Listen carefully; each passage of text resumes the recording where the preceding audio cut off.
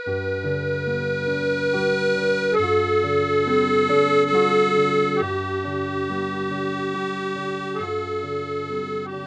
of the Seine. There were many ways of walking down to the river from the top of the Rue Cardinal Lemoine. The shortest one was straight down the street, but it was steep, and it brought you out after you hit the flat part and crossed the busy traffic of the beginning of the Boulevard Saint-Germain, onto a dull part where there was a bleak, windy stretch of riverbank with the Halle au Vin on your right.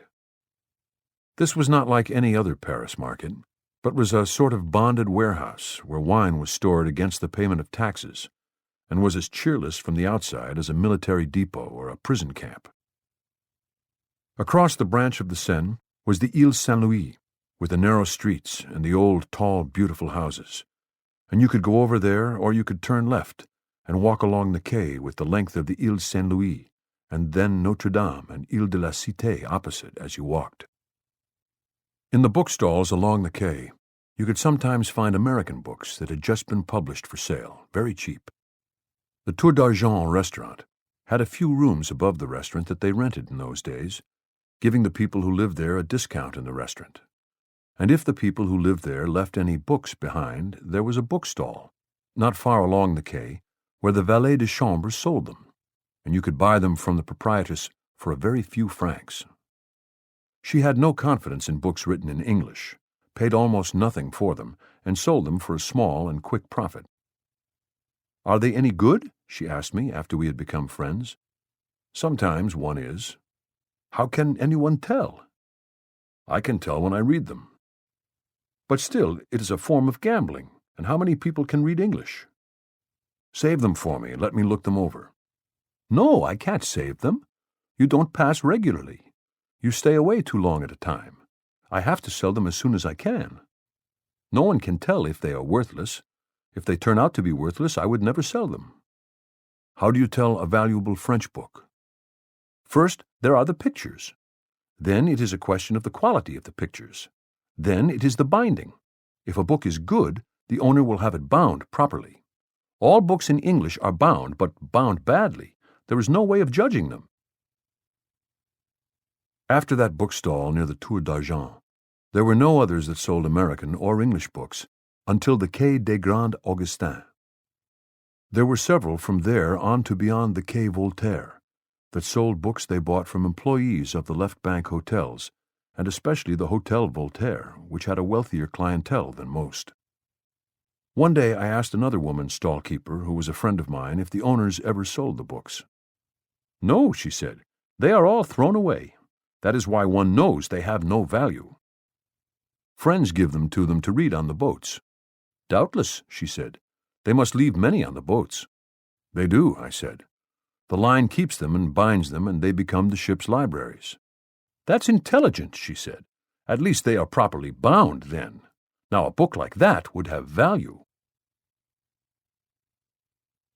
I would walk along the quay when I had finished work, or when I was trying to think something out. It was easier to think if I was walking and doing something, or seeing people doing something that they understood. At the head of the Ile de la Cité, below the Pont Neuf, where there was the statue of Henri IV, the island ended in a point, like the sharp bow of a ship, and there was a small park at the water's edge with fine chestnut trees, huge and spreading, and in the currents and backwaters that the Seine made flowing past, there were excellent places to fish. You went down a stairway to the park and watched the fishermen there and under the great bridge. The good spots to fish changed with the height of the river, and the fishermen used long, jointed cane poles, but fished with very fine leaders and light gear and quill floats, and expertly baited the piece of water that they fished.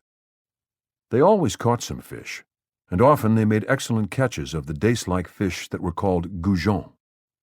They were delicious fried whole, and I could eat a plateful.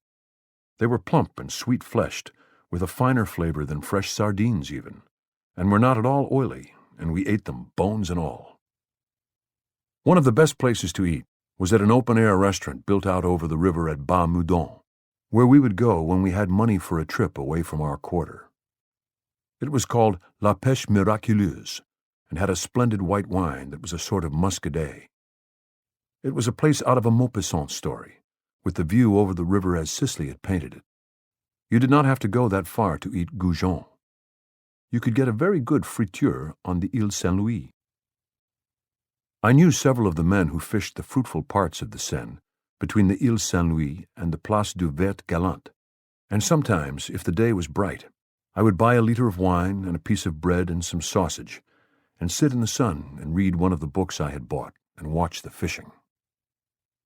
Travel writers wrote about the men fishing in the Seine as though they were crazy and never caught anything. But it was serious and productive fishing.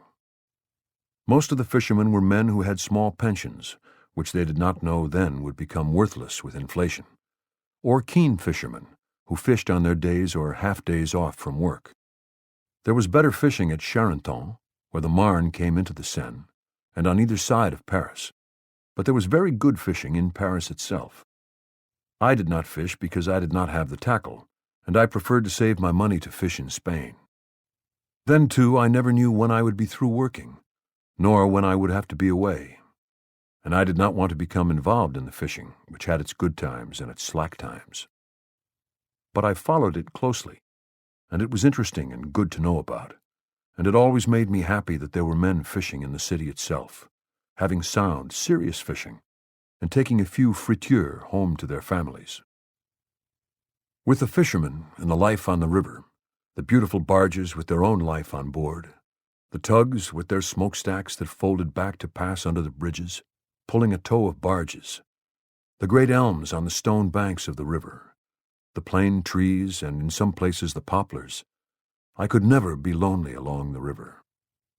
With so many trees in the city, you could see the spring coming each day, until a night of warm wind would bring it suddenly in one morning. Sometimes the heavy cold rains would beat it back, so that it would seem that it would never come, and that you were losing a season out of your life. This was the only truly sad time in Paris, because it was unnatural. You expected to be sad in the fall. Part of you died each year when the leaves fell from the trees, and their branches were bare against the wind and the cold, wintry light.